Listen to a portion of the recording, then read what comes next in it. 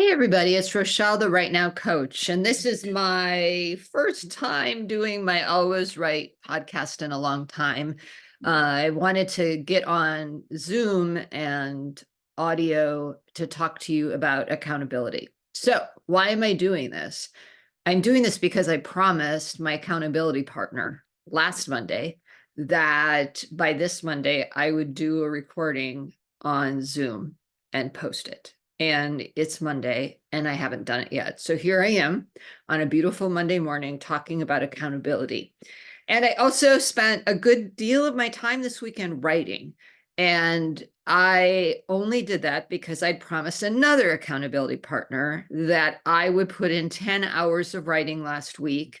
And by the beginning of the weekend, I had not done even nearly that much. And so I spent quite a bit of time writing. I didn't make my 10-hour goal, but I got closer. Um, I've noticed, for years I've done National Novel Writing Month, and I've noticed that during Nano, I'm a little bit more productive. And the reason I'm a little bit more productive is that I'm accountable to the project. So, you've promised you're going to write 50,000 words. And so every day you write some of that, and then you put your number in the tracker, and then you can watch your progress. They give you charts and let you know. When I'm not doing Nano, I track on my bullet journal. Sometimes I put stickers on the calendar. Those aren't as effective as National Novel Writing Month, or as you see, having a colleague that holds you accountable.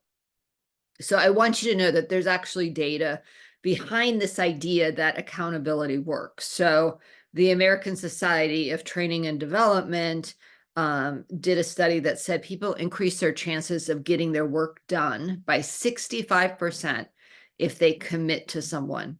And then that goes up to 95% if they keep an accountability appointment. So accountability is one of the big ways we can get more writing done. And this is especially true if you're trying to do writing outside of a job or a deadline. So the one thing that, you might be blessed by having a job with a boss that holds you accountable to get your writing done. Or you might be blessed by having an agent or an editor or somebody external to you who expects that you get your writing done by a certain time. And that's going to help you actually do it. But if you don't have that traditional deadline, and that's something that National Novel Writing Month provides, but only once a year, there's some other ways you can do it. So the first thing you could do is you could connect with a colleague. So create a pact with another writer and check in regularly to write or report on writing. Some of my clients also meet to co-write together, either online or in cafes. Other colleagues of mine just text each other before they're writing, hey, I'm starting writing. They write for their hour and a half, and then they text each other saying, I did this many words.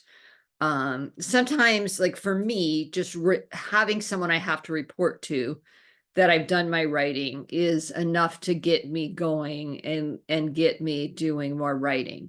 But if that's not enough, if connecting with a colleague is not enough, then joining a critique group can be really helpful. Because when we invite other writers to read or critique our writing, we expand our understanding of good writing. We also have that ability to meet a deadline. We've got to turn in our writing by a certain amount of time. And so, so if we meet every other week, if we meet every 2 weeks, then we have our deadline to turn that in. And I want you to know that a lot of my books have been created or revised because I've had a deadline with a critique group. It's a great way to get writing done. And then you have that additional benefit of getting feedback from another writer. Another thing you can do is take a class.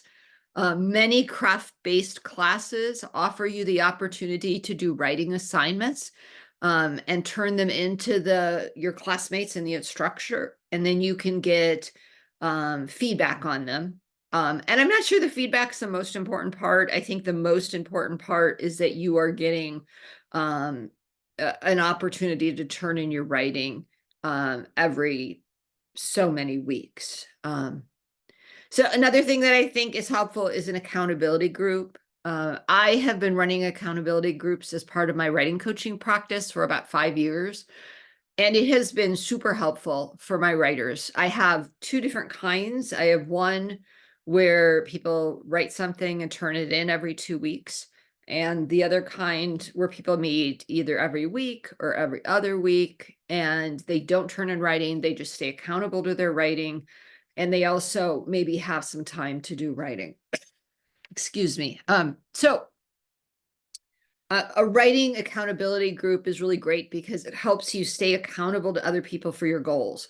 And so you get to say to people, this is what I'm going to do for the next 2 weeks. And then you have to show up and say whether you did it or not. And, does it help? Does it not help? Well, the research says it helps. That you're more likely to do it if you have someone to be accountable to. And I think for those in my audience who have ADHD, that those external structures are sometimes really very important to help you get work done. That's why people with ADHD flourish in academic environments or in other environments where they have so much structure. And if you don't have a situation with that kind of structure, then it's important to create it on your own. So I have a couple ways you can do that this fall. My writing accountability group begins today. And I know you won't see this by today, but if you don't, that's fine. I'd still love to have you join. We can prorate it. The other thing is my Show Up and Write Circle begins on the 24th of September. That's tomorrow. And we meet for 12 sessions. And that's probably the thing that's going to be best for you because we do a little grounding exercise, and then we write for 45 minutes. And it's a great way for you to get a lot of writing done. And there's no limit on how many people can be in the group because it's not a sharing group. You're not going to have to talk. You're not going to have to tell people about your writing. You're not even going to have to show your writing to people. You're just going to show up and write. And that meets at Tuesday at 4 p.m. Central Time in the fall of 2024. So if you're tuning in later, check out my website, writenowcoach.com, for current offerings. I will put a link in the show notes about the Show Up and Write Circle in case you're interested in joining us. And if you're not interested in joining us, please sign up for my newsletter because I've got all sorts of advice and encouragement to help you. My podcast is called Always Write, and my mission is really to help people show up and write. And so my tagline is where maybe someday becomes right now, because I want you to give up the excuses and give up the procrastination and always write. Thanks so much for tuning in, and I look forward to seeing you next time. Bye.